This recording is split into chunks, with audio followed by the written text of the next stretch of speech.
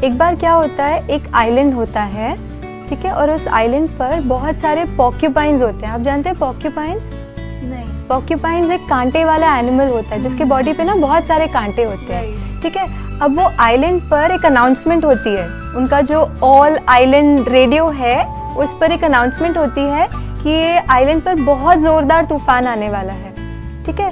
और जैसी अनाउंसमेंट होती है वो सब क्या करते हैं, सारे पॉर्क्यूपाइंस एक साथ आ जाते हैं और फिर मीटिंग करते हैं कि अब क्या करना चाहिए। बोला अच्छा अब तो हमें एक ही काम करना पड़ेगा, हमको सारा सामान उठाकर हमें ये आइलैंड से शिफ्ट होना पड़ेगा, कहीं दूर जाना पड़ेगा। जितने टाइम तक वो सारा सामान पैक करते हैं और जाने की तैयारी करते हैं, उतने टाइम में ऐसा होता है कि वो तूफान आ ही जाता है और ठंड बहुत बढ़ जाती है, ठीक है।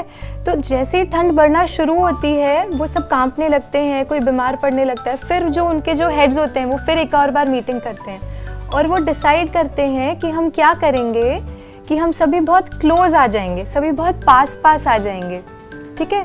पास पास आने से क्या होगा कि जो ठंड है उसके जो बॉडी की वार्मथ है उसके वो ठंड से वो बच जाएंगे, राइट। लेकिन जैसे ही वो पास आना शुरू होते हैं तो क्या होगा, कांटे, राइट। उनके जो कांटे हैं जैसे वो पास आना शुरू होते हैं उनको एक दूसरों के क्या लगना शुरू हो जाते हैं, कांटे लगना शुरू होते हैं। किसी को खून निकलता है, किसी को दर्द भी होता है, किसी को चोट भी आती है। तो अब इनको क्या करना चाहिए बताइए। एक ऑप्शन है दूर हो जाएं, ठीक है। दूर हो जाएंगे तो क्या होगा, ठंड लगेगी और मर जाएंगे। हाँ, अगर दूर होंगे तो ठंड से मर जाएंगे और अगर पास हुए तो कांटे सहने पड़ेंगे। बताओ क्या बेटर है, कांटे थोड़ा सहना बेटर है उस थोड़े टाइम के तूफान के लिए, कांटे सहना बेटर है या मर जाना बेटर है?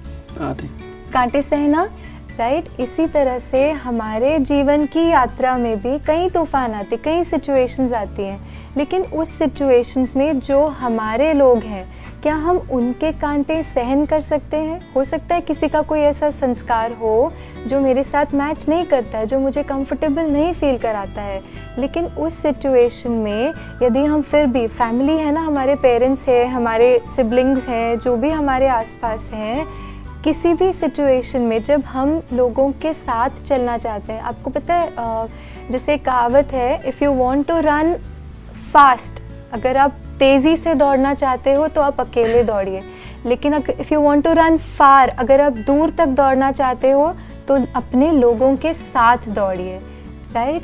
तो यहाँ पर लाइफ में ऐसे कई सिचुएशंस आएंगी, तो उन सिचुएशंस में क्या औरों के थोड़े से कांटे हम सहन नहीं कर सकते? सहन करने का फ़ायदा क्या है, जीवन की हर तूफान में ये लोग हमारे साथ होंगे और हम अपने जीवन में बहुत आगे जा पाएंगे, राइट। दूसरा एस्पेक्ट ये है, ये चेक करना कि हमसे किसी को कांटे तो नहीं लगते हैं। जो हम कहते हैं, हम औरों को बोलते हैं, उससे किसी को कांटे लग रहे हैं, ये भी चेक करना ज़रूरी है। पॉर्क्यूपाइन को नेचर ने ऐसा बनाया कि उनके पास ऑप्शन नहीं है, लेकिन उस परमात्मा ने हम में से किसी को ऐसा नहीं बनाया कि हमसे किसी को कांटे लगे, राइट। तो हमें अपने व्यवहार को चेक करना, हमें अपने बिहेवियर को चेक करना कि मुझसे किसी को कांटे ना लगे, और तब वो जो जर्नी है ना, तूफान को सहना भी आसान हो जाएगा और अपने जीवन में साथ आगे बढ़ना भी बहुत आसान हो जाएगा।